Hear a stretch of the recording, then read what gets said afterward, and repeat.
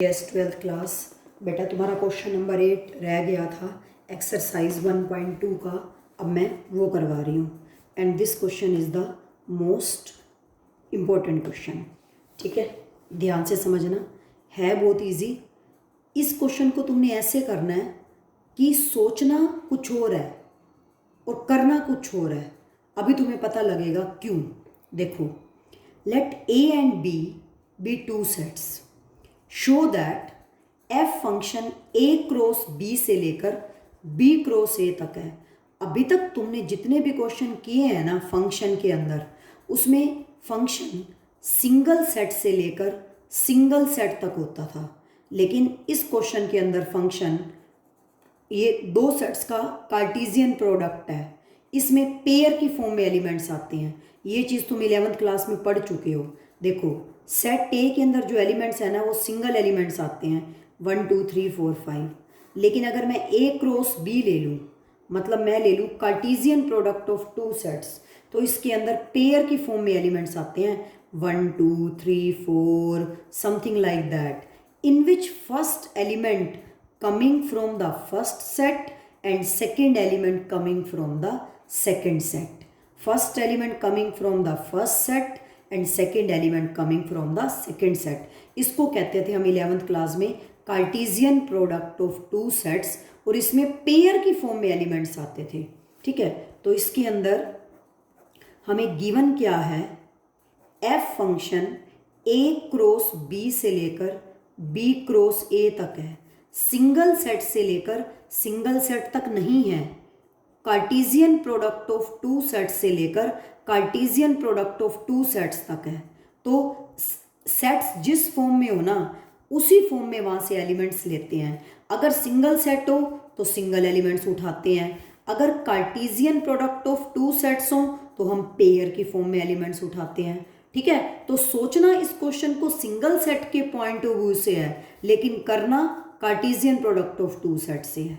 ठीक है, such that ये गिवन है F of A comma B is equal to B comma A, ये गिवन है, is bijective function. Let show that it is bijective function. To prove this function F is bijective, very simple question.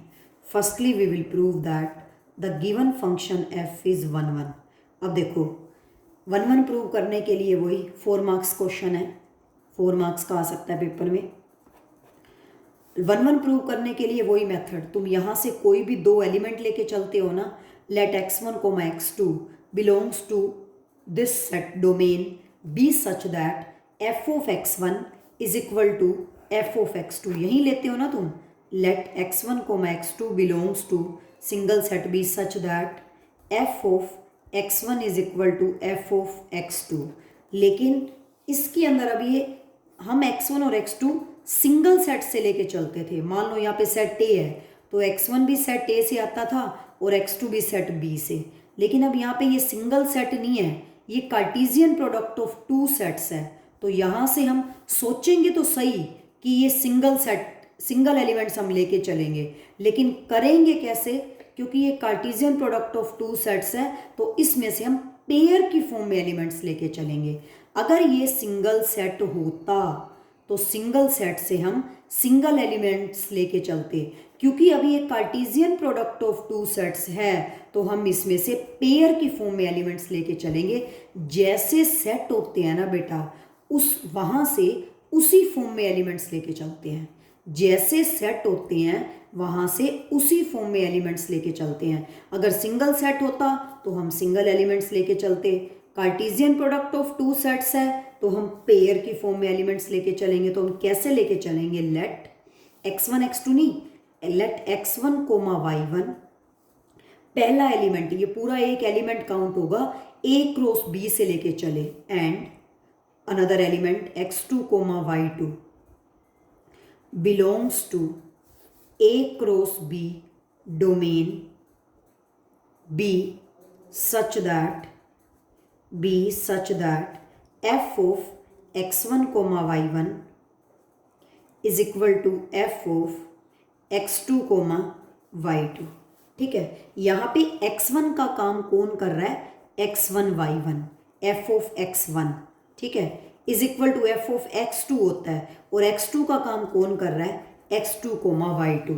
ऐसा क्यों किया इस question के अंदर, क्योंकि यहाँ पे जो फंक्शन है वो सिंगल सेट से लेकर सिंगल सेट तक नहीं है, जो फंक्शन है वो Cartesian product of two set से लेकर Cartesian product of two sets तक है। तो अगर ये सिंगल सेट होता तो हम सिंगल एलिमेंट्स लेके चलते, क्योंकि अब ये Cartesian product of two sets है तो जैसे सेट वैसे एलिमेंट्स लेके चलने पड़ते हैं, तो यहाँ से हम पेयर की फॉर्म में एलिमेंट्स लेके चले।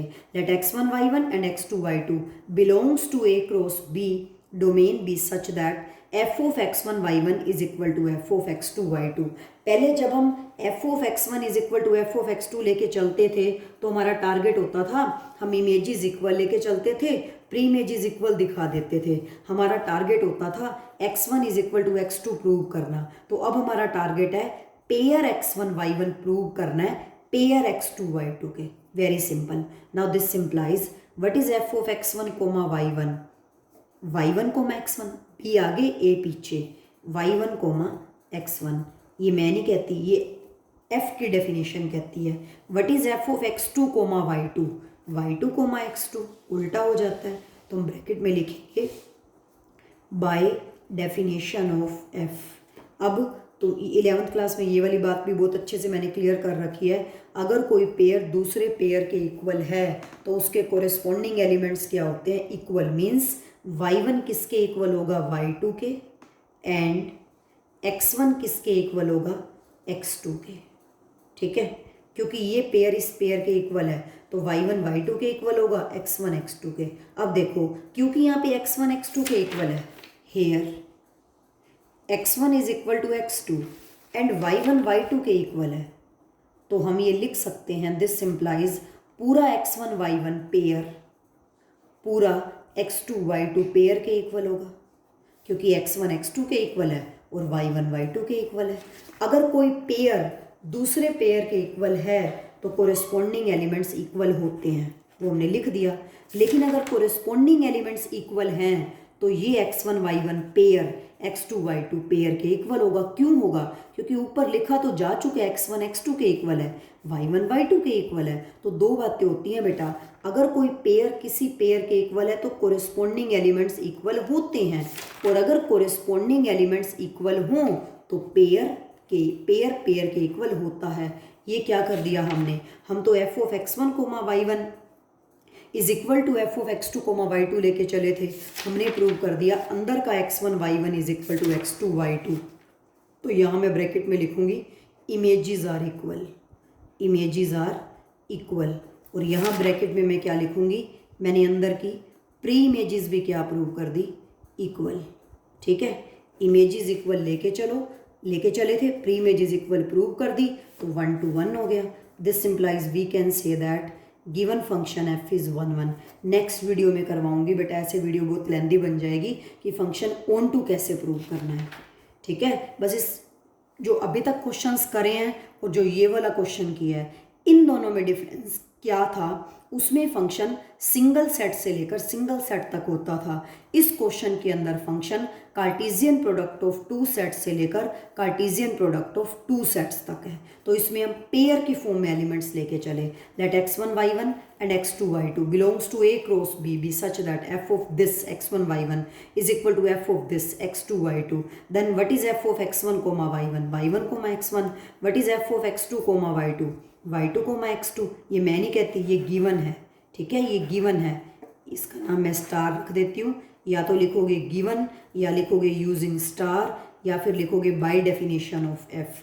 तो अगर कोई पेयर किसी पेयर के इक्वल है तो कोरिस्पोंडिंग एलिमेंट्स इक्वल, y1 y2 के इक्वल, x1 x2 के इक्वल। यहाँ पे x1 x2 के इक्वल है, y1 y2 के, तो इसलिए x1 y1 pair x2 y2 pair के इक्वल होगा, क्योंकि x1 x2 के इक्वल ऊपर आ गया और y1 y2 के इक्वल। अगर कोई पेयर किसी पेयर के इक्वल है तो कोरिस्पोंडिंग एलिमेंट्स इक्वल होंगे, अगर कोरिस्पोंडिंग एलिमेंट्स इक्वल हैं तो पेयर के इक्वल होगा। तो हम तो इमेजेस इक्वल लेके चले थे, प्री इमेजेस क्या आ गई, इक्वल। इमेजेस इक्वल लेके चले थे, प्री इमेजेस क्या आ गई, इक्वल। इसलिए ये फंक्शन f क्या हो गया, 1 1। तो 1 1 ऐसे प्रूव करना था। बाकी ये फंक्शन ऑन टू कैसे प्रूव करना है वो मैं नेक्स्ट वीडियो में करवाऊंगी। ओके।